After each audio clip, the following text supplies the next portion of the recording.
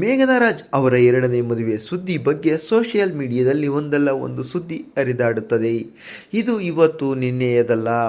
ಹಲವು ಬಾರಿ ಈ ಬಗ್ಗೆ ಮೇಘನಾ ರಾಜ್ ಹಾಗೂ ತಂದೆ ಸುಂದರ್ರಾಜ್ ಕೂಡ ರಿಯಾಕ್ಟ್ ಮಾಡಿದ್ದಾರೆ. ಆದರೂ ಮೇಘನಾ ರಾಜ್ ಎರಡನೇ ಮದುವೆ ಬಗ್ಗೆ ಪೋಸ್ಟ್ ಹರಿದಾಡುತ್ತಲೇ ಇರುತ್ತೆ. ಇಂತಹ ಟ್ರೋಲ್ಗಳ ಬಗ್ಗೆ ಮೇಘನಾ ತಂದೆ ಸುಂದರ್ರಾಜ್ ಏನು ಹೇಳಿದ್ದಾರೆ ಗೊತ್ತಾ? ಆಕೆ ಅವರವರದ್ದು ಬದುಕು ನಡೆಸುವವರು ಅವರು. ನಮ್ಮದು ಲವ್ ಮ್ಯಾರೇಜ್. ನಾವು ಜವಾಬ್ದಾರಿಯುತರಾಗಿದ್ದೇವೆ. 38-40 ವರ್ಷಗಳಾದರೂ ಹೊರಗಡೆ ನಮ್ಮ ಬಗ್ಗೆ ಯಾರು ತಪ್ಪಾಗಿ ಮಾತನಾಡಬಾರದು.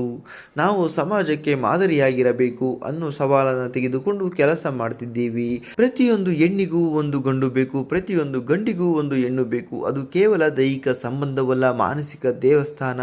ಆ ಒಂದು ಭಾವನೆಯಲ್ಲಿ ಬದುಕಬೇಕು, ಸಹಬಾಳ್ವೆ ಇರಬೇಕು, ಜೊತೆಯಾಗಿ ಕೈ ಹಿಡಿದು ನಡೆಯಬೇಕು. ಅದು ದೈವ ನಿಯಮ ಎಂದು ಸಂದರ್ಶನವೊಂದರಲ್ಲಿ ಸುಂದರ್ರಾಜ್ ಹೇಳಿಕೊಂಡಿದ್ದಾರೆ.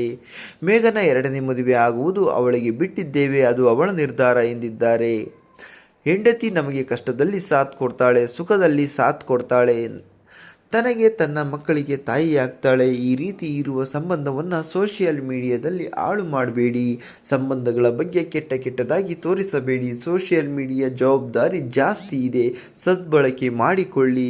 ಬೇರೆಯವರ ಮನಸ್ಸನ್ನು ನೋಯಿಸುವ ಬದಲು ಒಬ್ಬೊಬ್ಬರ ಕಣ್ಣೀರನ್ನು ಒರೆಸಿ ಅವರಿಗೆ ಸಾಂತ್ವನ ಕೊಡಿ ಎಂದಿದ್ದಾರೆ ಸುಂದರ್ರಾಜ್ ಅವರ ಮಾತಿನ ಬಗ್ಗೆ ನಿಮ್ಮ ಅನಿಸಿಕೆಗಳನ್ನು ತಪ್ಪದೆ ಕಮೆಂಟ್ ಮಾಡಿ ತಿಳಿಸಿ.